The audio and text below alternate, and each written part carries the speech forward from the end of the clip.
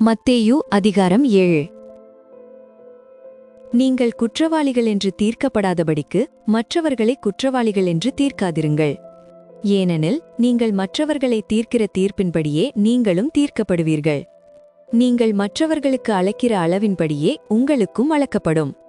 நீ உன் கண்ணிலிருக்கிற உத்திரத்தை உணராமல் உன் சகோதரன் கண்ணிலிருக்கிற துரும்பை பார்க்கிறதென்ன?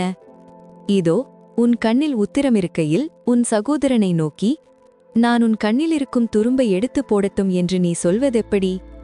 மாயக்காரனே, முன்பு உன் கண்ணிலிருக்கிற உத்திரத்தை எடுத்து போடு, பின்பு உன் சகோதரன் கண்ணிலிருக்கிற துரும்பை எடுத்து போட வகை பார்ப்பாய். பரிசுத்தமானதை நாய்களுக்கு கொடாதேயுங்கள், உங்கள் முத்துக்களை பன்றிகள் முன் போடாதேயுங்கள். போட்டால் தங்கள் கால்களால் அவைகளை மிதித்து திரும்பிக் கொண்டு உங்களை பீறிப்போடும். கேளுங்கள், அப்பொழுது உங்களுக்கு கொடுக்கப்படும். தேடுங்கள், அப்பொழுது கண்டடைவீர்கள். தட்டுங்கள், அப்பொழுது உங்களுக்கு திறக்கப்படும். ஏனென்றால் கேட்கிறவன் எவனும் பெற்றுக்கொள்கிறான், தேடுகிறவன் கண்டடைகிறான், தட்டுகிறவனுக்கு திறக்கப்படும். உங்களில் எந்த மனுஷனானாலும் தன்னிடத்தில் அப்பத்தை கேட்கிற தன் மகனுக்கு கல்லை கொடுப்பானா? மீனை கேட்டால் அவனுக்கு பாம்பை கொடுப்பானா? ஆகையால் பொல்லாதவர்களாகிய நீங்கள் உங்கள் பிள்ளைகளுக்கு நல்ல ஈவுகளை கொடுக்க அறிந்திருக்கும்போது, பரலோகத்தில் இருக்கிற உங்கள் பிதா தம்மிடத்தில் வேண்டிக் கொள்ளுகிறவர்களுக்கு நன்மையானவைகளை கொடுப்பது அதிக நிச்சயமல்லவா?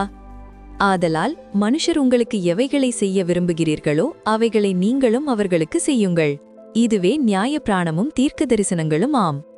இழுக்கமான வாசல் வழியாய் உட்பிரவேசியுங்கள். கேட்டுக்கு போகிற வாசல் விரிவும் வழி விசாலமுமாயிருக்கிறது, அதன் வழியாய் பிரவேசிக்கிறவர்கள் அநேகர். ஜீவனுக்கு போகிற வாசல் இடுக்கமும் வழி நெருக்கமுமாயிருக்கிறது, அதை கண்டுபிடிக்கிறவர்கள் சிலர். கள்ள தீர்க்கதரிசிகளுக்கு எச்சரிக்கையாயிருங்கள்.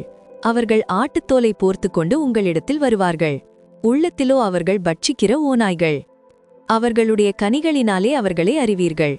முட்செடிகளில் திராட்சை பழங்களையும் முட்பூண்டுகளில் அத்திப்பழங்களையும் பறிக்கிறார்களா? அப்படியே நல்ல மரமெல்லாம் நல்ல கனிகளை கொடுக்கும், கெட்ட மரமோ கெட்ட கனிகளை கொடுக்கும். நல்ல மரம் கெட்ட கனிகளை கொடுக்க மாட்டாது, கெட்ட மரம் நல்ல கனிகளை கொடுக்காது. நல்ல கனி கொடாத மரமெல்லாம் வெட்டுண்டு அக்கினியிலே போடப்படும். ஆதலால் அவர்களுடைய கனிகளினாலே அவர்களை அறிவீர்கள். பரலோகத்தில் இருக்கிற என் பிதாவின் சித்தத்தின்படி செய்கிறவனே பரலோக ராஜ்யத்தில் பிரவேசிப்பானே அல்லாமல், என்னை நோக்கி கர்த்தாவே கர்த்தாவே என்று சொல்லுகிறவன் அதில் பிரவேசிப்பதில்லை. அந்நாளில் அநேகர் என்னை நோக்கி, கர்த்தாவே கர்த்தாவே, உமது நாமத்தினாலே தீர்க்க தரிசனம் உரைத்தோமல்லவா? உமது நாமத்தினாலே பிசாசுகளை துரத்தினோமல்லவா? உமது நாமத்தினாலே அநேக அற்புதங்களை செய்தோமல்லவா என்பார்கள். அப்பொழுது நான் ஒரு காலும் உங்களை அறிவதில்லை, அக்கிரம செய்கைக்காரரே, என்னை விட்டு அகன்று போங்கள் என்று அவர்களுக்கு சொல்லுவேன். ஆகையால் நான் சொல்லிய இந்த வார்த்தைகளை கேட்டு இவைகளின்படி செய்கிறவன் எவனோ அவனை கண்மலையின் மேல் தன் வீட்டை கட்டின புத்தியுள்ள மனுஷனுக்கு ஒப்பிடுவேன். பெருமழை சொரிந்து பெருவெள்ளம் வந்து காற்று அடித்து அந்த வீட்டின் மேல் மோதியும் அது விழவில்லை, ஏனென்றால் அது கண்மலையின் மேல் அஸ்திபாரம் போடப்பட்டிருந்தது. நான் சொல்லிய இந்த வார்த்தைகளை கேட்டு இவைகளின்படி செய்யாதிருக்கிறவன் எவனோ அவன் தன் வீட்டை மணலின் மேல் கட்டின புத்தியில்லாத மனுஷனுக்கு ஒப்பிடப்படுவான். பெருமழை சொரிந்து பெருவெள்ளம் வந்து காற்று அடித்து அந்த வீட்டின் மேல் மோதியபோது அது விழுந்தது, விழுந்து முழுவதும் அழிந்தது என்றார்.